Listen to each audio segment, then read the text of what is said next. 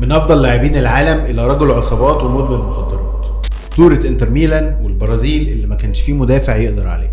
فجأة جات له مكالمة تليفون. الو ادريانو، والدك توفي. ابوه كان اكبر مشجع ليه واكبر داعم ليه، وهو اللي خلاه يلعب كرة قدم، لدرجة ان ابوه جمع 10 لعيبة وخلاه هو ال11 بتاعهم علشان يلعب كورة.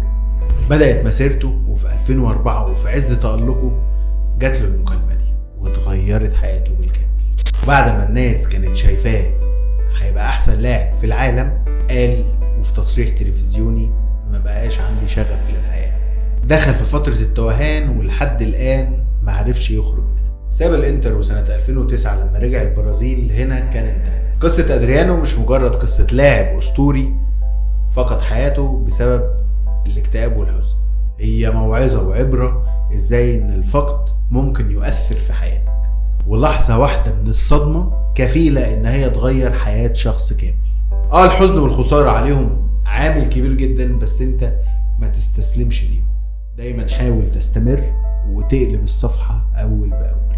وهنا بتنتهي قصة واحد من اهم المواهب اللي انجبتهم البرازيل في عالم